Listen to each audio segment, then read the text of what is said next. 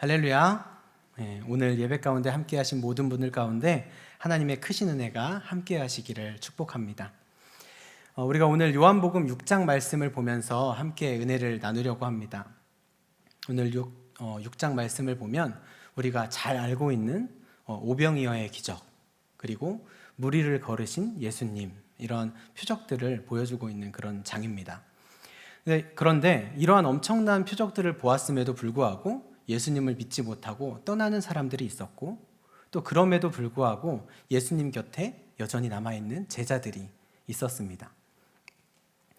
저는 예전에 신앙생활을 하면서 믿음이 참 좋다고 생각을 했습니다. 제가 저를 생각했을 때 새벽 예배도 또래 아이들에 비해서는 자주 갔었고요.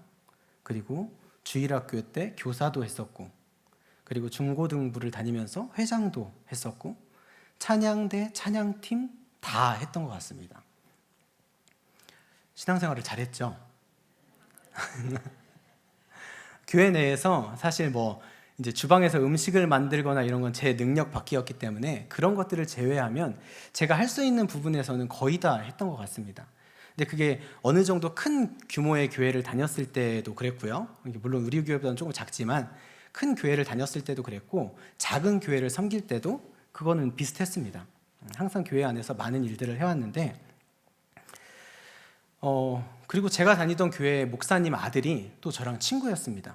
그래서 그 친구와 놀기 위해서 교회를 또 자주 갔었고, 그러다 보니까 교회 안에 있는 사택에서 점심도 먹고 저녁도 먹고,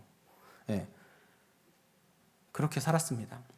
오늘 새벽 설교 들으셨는지 모르겠는데 사무엘상 말씀을 지금 나누고 있는데, 조금 과장을 하면 잠만 교회에서 안 잤지 그냥 사무엘처럼 살았습니다. 은혜가 되실지 모르겠습니다.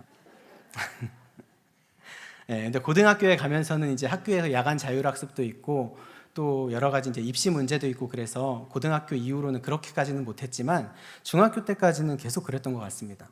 태어나면서부터 계속 교회를 다녔고, 어머니께서 교회에서 워낙 많은 시간을 있었기 때문에 저는 따라서 교회에서 굉장히 많은 시간을 보냈었습니다. 그런 것들이 당연하고 익숙한 삶이 저의 삶이었습니다. 그런데 지금 와서 생각을 해보면 저는 신앙생활은 열심히 했지만 그때 믿음이 있지는 않았던 것 같습니다. 우리는 앞서 예수님과 니고데모의 대화를 통해서 거듭남에 대해서 이야기를 했었는데요. 거듭난 그리스도인들을 비유할 때 애벌레와 나비의 비유를 많이들 듭니다. 들어보셨는지 잘 모르겠지만 애벌레는 잎을 먹고 나비는 꿀을 먹죠.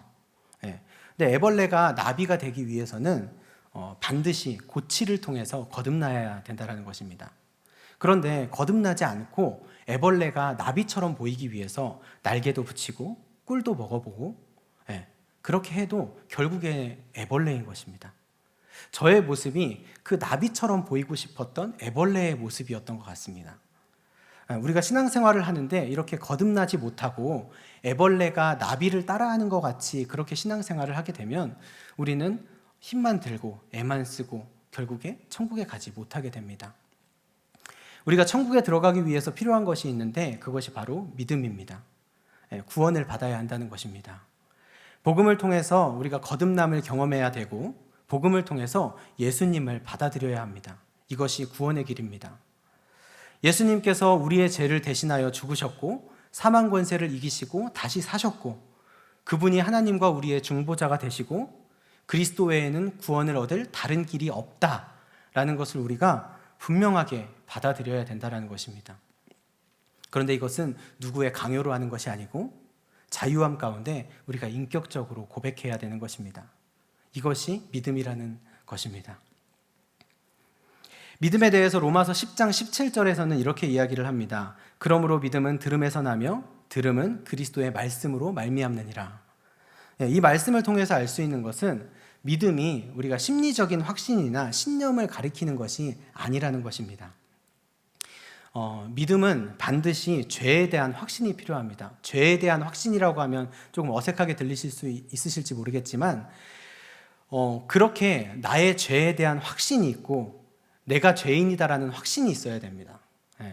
내가 죄인이라는 것을 알고 그때 나에게 진정 필요한 것이 무엇인가를 생각해 볼 때 그것이 무엇인지 알게 됩니다. 먼저 죄인된 신분인 내가 내 스스로를 구원할 수 없다라는 무능력함을 내가 깨달아야 된다는 것입니다.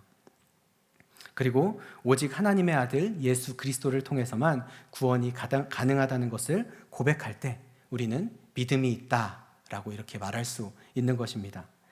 오늘 제목이 믿어지는 믿음입니다. 그렇다면 믿어지는 믿음은 어떻게 생기는 것일까요? 오늘 말씀을 통해서 한번 알아보도록 하겠습니다. 60절, 61절 말씀입니다. 제자 중 여럿이 듣고 말하되 이 말씀은 어렵도다. 누가 들을 수 있느냐 한데 예수께서 스스로 제자들이 이 말씀에 대하여 수근거리는 줄 아시고 이르시되 이 말이 너희에게 걸림이 되느냐. 믿어지는 믿음은 먼저 이해가 되어야 된다는 것입니다. 오늘 6장 전반부에서 보면 오병이어의 표적으로 예수님께서 보리떡 5개와 물고기 2마리로 5,000명을 먹이신 사건을 보면서 그 따르던 무리들이 이제 예수님을 따라야 되는 이유가 생긴 겁니다. 그들은 예수님을 따라다니면 이제 배부르게 먹을 수 있고, 그리고 예수님이 이스라엘의 왕이 되시면 우리가 좀 더 편안하고 부유한 삶을 누릴 수 있다. 그렇기 때문에 우리는 예수님을 따라다녀야 된다. 이런 이유가 생겼던 겁니다. 그런데 이런 무리들은 이렇게 예수님을 따라다녀서는 참된 제자가 될 수 없었습니다. 그 이유가 자신의 목적이 우선되었기 때문입니다. 그리고 이런 무리들에게 예수님은 60절에서 예수님이 말씀하셨을 때 60절에서 보면 어떤 수근거림을 불러일으키게 됩니다. 보통 수근거린다 하면 그동안은 예수님을 대적했던 무리들, 예수님과 반대편에 서 있던 사람들이 예수님의 말씀을 듣고 수근거렸는데 이번에는 예수님의 제자들이 수근거리고 있는 것입니다. 여기서 제자들은 일반적으로 말하는 12제자를 말하기보다는 단순히 예수님의 표적의 매력을 느끼고 예수님을 따르던 지금 모든 사람들을 제자라고 이야기를 하고 있습니다. 그런데 그런 그들이 수군된 이유가 뭐냐면 예수님의 말씀이 어려웠기 때문입니다.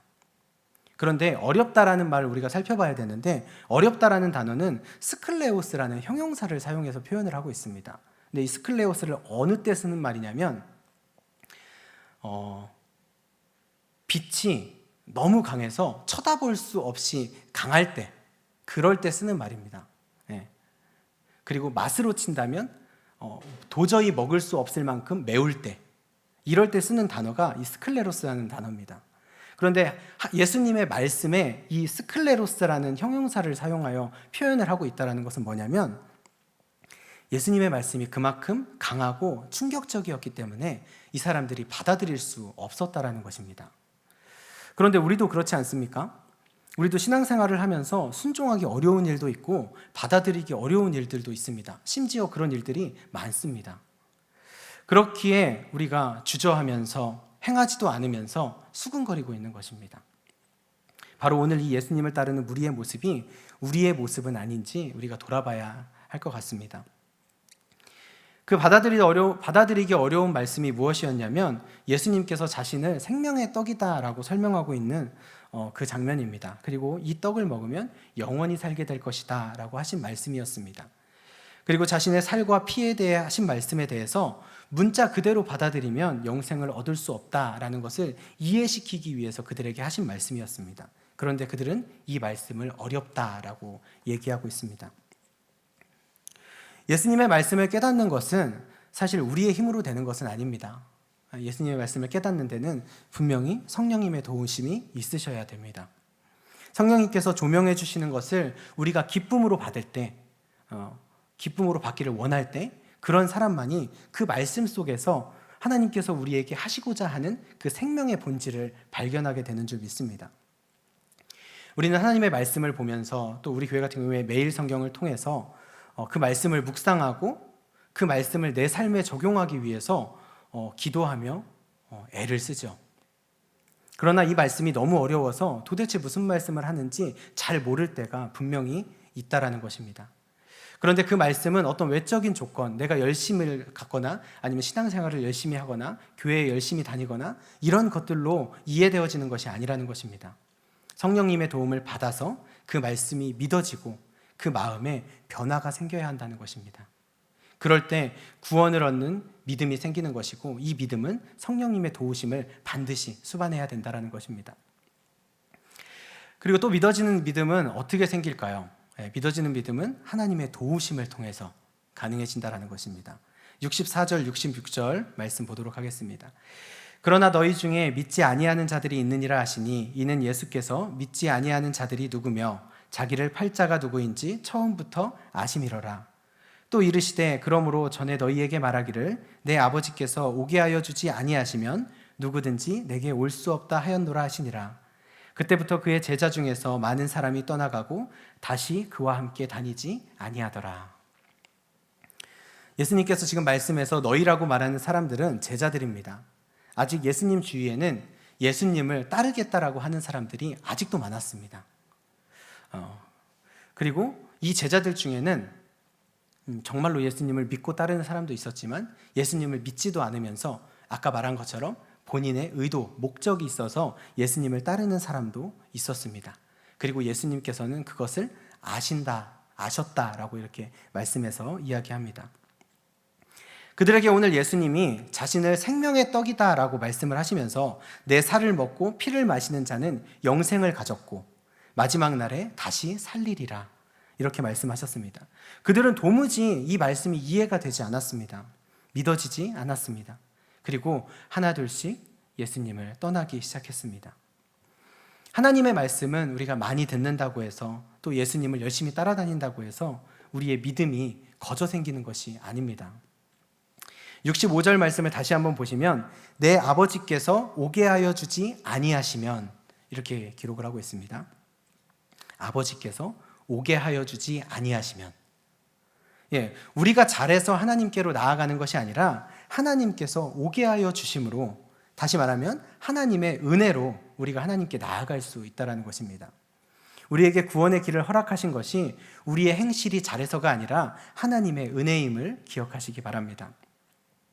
갈라디아서 3장 23절 말씀을 보시면 믿음이 오기 전에 우리가 율법 아래 매인바 되었다라고 이렇게 얘기를 합니다. 믿음이 오기 전에라는 표현을 쓰고 있죠.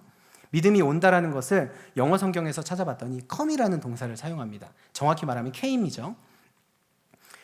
이 동사를 사용해서 표현을 하고 있습니다. 이 말씀에 비추어 본다면 믿음이라는 것은 내 안에서 생기는 것이 아니라 밖에서 온다라는 것입니다. 그렇기 때문에 믿음은 하나님의 은혜다라고 말씀을 드릴 수 있습니다. 똑같은 말씀을 들어도 믿음이 오는 사람이 있고 똑같은 말씀을 들어도 믿음이 오지 않는 사람이 분명히 있습니다.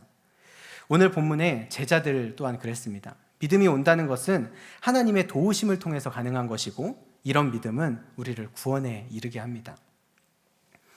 하나님의 은혜를 입은 사람은 내가 받은 것을 알리고 나누고 싶어 합니다. 다들 그러신가요? 나는 잘 모르겠다라고 생각하시는 분들 있으실 텐데 지난 수요 오전 예배 때 복음의 전함 그 이사장님인 고정민 장로님께서 오셔서 말씀을 전해주셨습니다. 예수님을 광고하는 거죠. 예수님을 광고하는, 교회를 광고하는 것도 아니고 어떤 단체를 광고하는 것도 아니고 예수님을 광고하는 겁니다. 예수님을 소개하고 있는 겁니다. 그럼 그 말씀을 들으시면서 여러분들은 아유 돈 아깝게 저런 일들을 뭐하러 하나라고 생각하신 분 있으신가요? 없으시죠? 단 한 분도 없으실 겁니다. 왜 그렇습니까? 내가 하나님의 은혜를 받았기 때문입니다. 세상 사람들은 그것을 보면서 아유 돈 아깝게 저걸 뭐하러 해. 그 슈퍼볼 이미지 보셨죠? 그 미식축구 결승전. 그게 30초당 60억이라고 얘기했잖아요. 우리는 60억 들여서 저걸 한번 했으면 좋겠다라고 생각을 하지만 세상 사람들은 저걸 하겠다고 60억을 쓴다고? 이렇게 생각을 해요. 왜? 우리는 하나님의 은혜를 받았기 때문에 하나님을 알리고 싶어하는 마음이 있는 겁니다. 그렇기 때문에 그 마음이 우리 가운데 있다라는 것입니다. 내가 잘 모르고 있었지만 그 말씀을 통해서 이렇게 증명이 되고 있는 것입니다. 그렇기 때문에 우리는 하나님의 말씀을, 하나님의 복음을 가지고 더 열심히 살아가게 되는 것입니다. 믿음이 있고 은혜를 받았는데 그것이 나의 삶에 나타나지 않는다면 그것은 죽은 믿음이다라고 이야기합니다. 야고보서 2장 17절에서 그렇게 이야기를 하고 있죠. 이와 같이 행함이 없는 믿음은 그 자체가 죽은 것이다. 우리에게 하나님의 은혜가 있고 그것이 믿어져서 깨달아지는데 우리의 삶이 변하지 않고 우리의 삶이 제자리라면 그것은 잘못된 것이라는 것입니다. 마지막으로 믿어지는 믿음은 선택을 통해서 가능해집니다. 많은 제자들이 예수님의 말씀을 이해하지 못하고 받아들이기 어렵다는 이유로 떠났습니다. 그런데 예수님께서는 그들을 굳이 붙잡지 않으셨습니다. 그들의 목적은 물질적 풍요와 예수님을 이용한 정치적 목적에 있음을 아셨기 때문입니다. 그리고 이제 예수님 곁에는 12제자만 남았습니다. 이 12제자에게 예수님께서 물으시죠. 너희도 가려느냐? 베드로가 대답합니다. 68절입니다. 시몬 베드로가 대답하되 주여 영생의 말씀이 주께 있사오니 우리가 누구에게로 가오리까? 아멘. 영생의 말씀이 주께 있는데 어디를 가겠습니까? 이 베드로의 예수님의 영생의 말씀에 대한 이 베드로의 고백이 우리의 고백이 되기를 소원합니다. 베드로의 이런 고백은 개인의 선택을 통해서 이루어졌다는 겁니다. 앞서 말씀드린 것처럼 이런 고백이 있기까지 성령님의 인도하심이 그리고 성령님의 도우심이 분명히 있었을 것입니다. 예수님께서 베드로를 처음 부르셨을 때 혹시 기억나시나요? 요한복음 1장 42절 말씀에서 내가 요한의 아들 시몬이니 장차 게바라 하리라. 게바는 번역하면 베드로라. 예.